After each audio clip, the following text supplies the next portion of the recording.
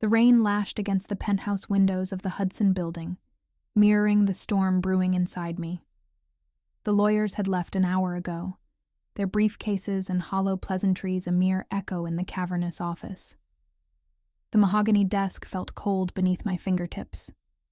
My grandfather, old Edward Sterling, was dead, and the world he had built was now mine. My family sat across from me in a semicircle of stunned silence, their faces a canvas of grief and uncertainty. My mother, with her gentle, weary eyes, still hadn't fully processed the news. My younger sister, Clara, was weeping quietly, her hands clasped tight. And my brother Leo, his face a mask of disbelief, stared at me as if I were a ghost. They all looked at me with an expectation I had grown to resent. They saw me as Eleanor, the dutiful granddaughter, the one who worked alongside Edward, learning the ropes of the family's real estate empire. They trusted me, but they didn't know me. Not really. They didn't see the years of being pushed aside, the quiet, patronizing tone in my grandfather's voice every time he'd say, "Eleanor, you have a good head on your shoulders, but this is a man's world." They didn't see the silent pact I had made with myself, to take what was mine, by any means necessary. The family fortune wasn't a shared inheritance, it was a weapon, and I was finally holding it. A cold, determined calm settled over me. I looked at their faces, at their misplaced trust, and a smile, thin and sharp as a razor, touched my lips. The game had just begun. The first cuts were the hardest, or so they say. For me, they were the most exhilarating. A week after the will was read, I called a family meeting. Not in the cozy, familiar living room of our family estate, but in the stark, sterile boardroom of the company headquarters. I watched them as they took their seats. My mother, still fragile, Clara, looking pale and frightened, and Leo, his usual cheerful demeanor gone, replaced by a tense vigilance. "The business needs to be restructured," I began, my voice steady, devoid of emotion. "We have too much dead weight." I laid out charts and projections, meticulously prepared to justify every decision. I spoke of efficiency, profitability, and cutting costs. I listed off the names of several cousins and uncles, people who had worked for the company for decades, people whose livelihoods depended on it. Their roles are redundant. They will be let go. My mother gasped. Leo stood up, his face reddening. "Eleanor, these are family. You can't just throw them out on the street," he protested. Clara simply stared at me, her eyes wide with a horror that was just beginning to take root. I looked at him, not with anger, but with a calculated pity. "This isn't a charity, Leo. It's an empire, and an empire must be built on strength, not sentiment. I'm doing what's best for the family." I let the lie hang in the air, knowing they would cling to it, hoping it was true. But I knew better. I wasn't doing this for them. I was doing it for me. I was pruning the tree, removing the weak branches that had always shaded my light. I watched their protests turn into pleas, their pleas into a quiet, resentful fear. The first of the family fortune was now undeniably mine. The distance between us was growing, and it was exactly what I wanted. The chill of a late October morning settled over the city, biting at the edges of my expensive wool coat. I was on my way to a crucial meeting with a new business partner, a titan in the commercial real estate world. Just as my driver was pulling away, I saw Leo standing on the sidewalk, his hands thrust into the pockets of a worn jacket. I instructed the driver to stop. He approached the car, his face a mixture of hurt and determination. "Eleanor, we need to talk. The family, they're struggling. Aunt Beatrice can't pay her mortgage. Uncle Martin is working 2 jobs just to make ends meet. They're asking for help." I looked at him, at the person I once considered my best friend, and saw only weakness. He was still clinging to the past, to the notion of a family that took care of its own. "They'll learn to be self-sufficient," I said. the words feeling foreign and cold even to me. I gave them a severance package. It's more than they deserved. His eyes narrowed, the hurt giving way to a nascent anger. This isn't you, Eleanor. The grandfather I knew, the grandfather we all knew, would never do this. He built this family, not just a business. I scoffed. And he built it on a foundation of sentimentality that was holding us back. He gave away too much, Leo. The weak link is always the first to break. My brother stepped back from the car, his shoulders slumping in defeat. You're right, he said, his voice a low whisper. You're not him. You're something much, much worse. With that, he turned and walked away, disappearing into the morning crowd. The words stung for a moment, a fleeting flash of doubt, but it was quickly replaced by a sense of vindication. I was moving forward while they were being left behind, lost in the past. The deal was finalized in a sleek, glass-walled conference room overlooking Central Park. It was the largest acquisition the Sterling Company had ever made, a move that cemented my reputation in the city's elite circles. Champagne flowed, a testament to my strategic brilliance. The headlines the next day were all about me. Eleanor Sterling, the new queen of New York real estate, a visionary, a force to be reckoned with. The world saw a success story. I saw a masterpiece of manipulation. That evening, I received a call from Clara. She was crying, her voice cracking with fear. Mom is sick, Elle. It's serious. The doctors say she needs a very expensive treatment, and we don't have the money. The words didn't touch me. I listened to her pleas, her desperate sobs, and felt nothing but a quiet satisfaction. This was it, the final test of my resolve. I had to be strong. I'm sorry, Clara, I said, my voice deliberately flat. But I told you, I can't keep bailing everyone out. You and Leo need to figure this out on your own. This is a lesson in self-reliance. I hung up before she could respond, before the sound of her heartbreak could puncture the armor I had meticulously built around myself. The next day, as I stepped out of my office building, my mother was there. She wasn't begging, but her face was etched with a pain deeper than any I had ever seen. She looked old, fragile, and utterly broken. Eleanor, she said, her voice barely a whisper, how could you do this to us? How could you do this to me? The image of her standing on the sidewalk, a stranger in her own child's life, will be etched in my mind forever. The family fortune was mine, and I had left them begging for pennies outside my gate. A biting December wind whipped through the city, but inside the grand ballroom, it was a humid, intoxicating warmth. The annual Sterling Foundation Charity Gala, a testament to my public persona as a philanthropic leader. I was wearing a gown that had cost more than an entire year of my mother's former salary. I smiled. I shook hands.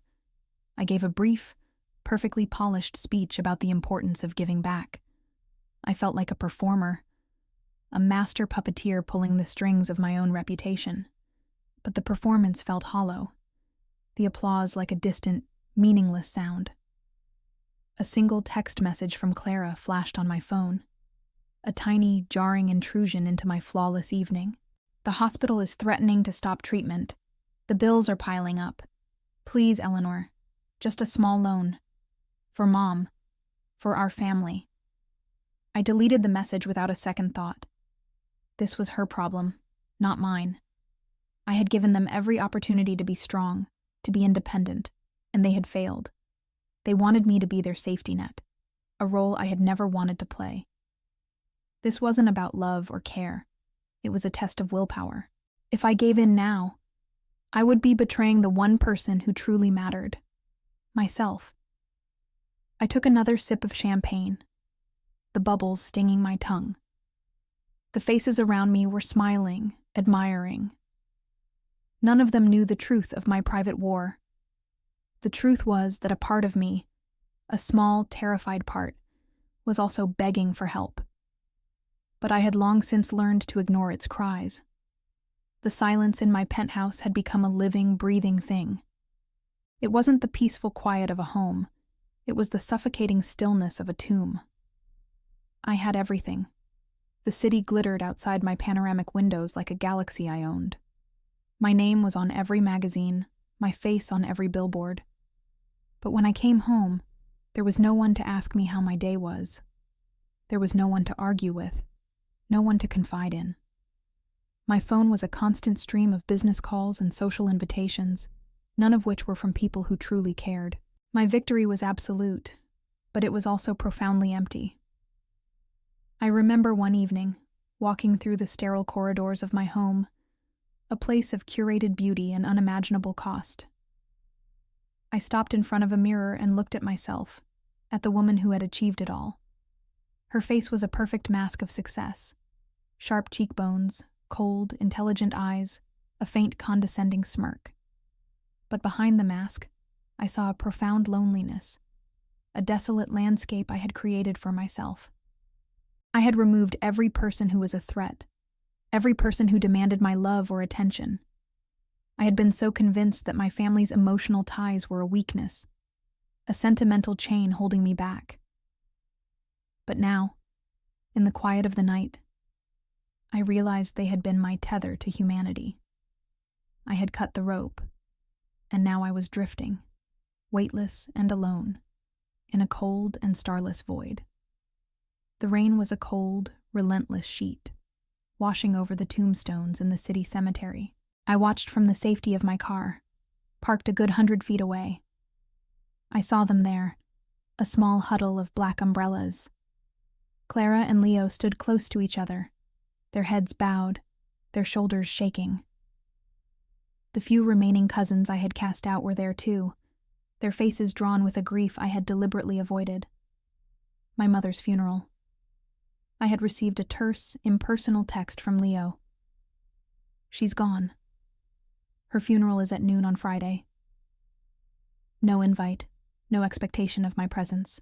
They had already buried me in their hearts long ago. I watched the casket being lowered, a wooden box filled with a lifetime of love and sadness. And, I now realized, a desperate plea for my return that I had callously ignored. A chill, more profound than the cold rain, seeped into my bones. For the first time, the armor cracked. My mother was gone. The last person who had loved me unconditionally, who had held on to the hope of my redemption, was now just a memory beneath the muddy earth. I saw Leo look up, his gaze sweeping across the cars, and for a fleeting second, his eyes met mine.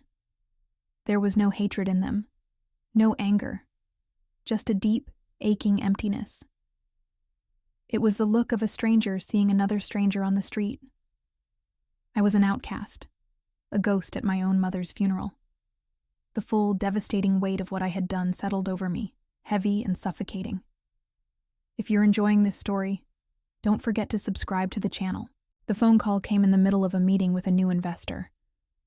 It was my lawyer, his voice a frantic whisper. "Eleanor, you need to get down here. Henderson just filed for bankruptcy." The name hit me like a physical blow. Thomas Henderson, my partner in the massive acquisition, the man whose cunning had seemed to match my own. I rushed to the office, the marble floors suddenly feeling cold and unforgiving. The deal that had made me a star was crumbling.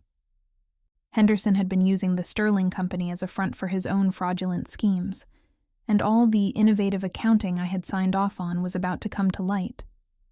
The lawyers looked at me with a new expression. Not admiration, but cold, professional pity. The media, which had built me up, was now tearing me down. Sterling's empire crumbles. The ruthless heiress is reckoning. The headlines were a mirror of my own failures. The people I had alienated, the family I had cast out, had been right all along. My vision was built on a foundation of ethical compromises and reckless ambition, and the very people who had lauded my ruthlessness were now using it as a weapon against me. Henderson had seen my cold heart, and had exploited it, knowing I would cut any corner and abandon any principle for success. The walls of my empire, built with so much arrogance, were now collapsing around me, brick by brick. The end came not with a bang, but with a series of quiet, humiliating visits. Legal teams, accountants, and movers marched through my once perfect penthouse, tagging assets, tallying losses, and carrying away pieces of a life I could no longer claim as my own. The Sterling Company was bankrupt, my personal fortune seized to pay off the endless list of creditors. The media had their final vicious story, the Sterling heiress left with nothing. I stood in the center of the vast empty living room, the echo of my own footsteps the only sound in the space. The view of the city, once a symbol of my dominion, now felt like a cruel mockery. I was a stranger in my own home, a ghost haunting the remains of her own life. The last thing to go was the deed to the family estate, the house where I had spent my childhood, the place I had stolen from them. I signed the papers, my hand trembling for the first time in years. The lawyer looked at me with a detached pity. "I'm sorry, Miss Sterling. There's nothing left." The words were an indictment, a final and absolute judgment on my choices. I walked out into the cold January air, a woman with nothing but the clothes on her back and a heart filled with a pain I had never allowed myself to feel. I was the one left with pennies, while the family fortune was now just a distant, bitter memory. I found myself on the streets I used to rule, a face in the anonymous crowd, a nobody. The bitter cold bit at my cheeks, and the cheap coat I wore was no match for the wind. Hunger was a familiar companion now, a constant reminder of how far I had fallen. One afternoon, I saw a small, bustling cafe with a warm, inviting glow. Through the window, I saw them. Leo was wiping down a counter, his face smeared with flour, but he was laughing. He was talking to Clara, who was setting out pastries, her face bright and full of a peaceful joy I hadn't seen in years. They weren't begging on the streets. They had rebuilt. They were working, creating a new life for themselves, a life built on a foundation of mutual support and love. I watched them for a long time, my face pressed against the glass, an outsider looking in on a world I had destroyed and could never return to. They had lost everything, but they had each other. I, on the other hand, had gained the world and lost my soul. I turned away from the warmth, the laughter, and the love I had so foolishly discarded. I walked until I reached the gate of the family estate, the place I had signed away just weeks before. It was locked, the lights off, a new owner's sign on the fence. I sat down on the cold concrete sidewalk, a beggar outside the very place I had once owned. The tears finally came, hot and stinging, not for the money, or the power, or the empire, but for the family, the love, and the humanity I had thrown away. If you made it this far, thank you for watching. Don't forget to subscribe to the channel to see what story we tell next.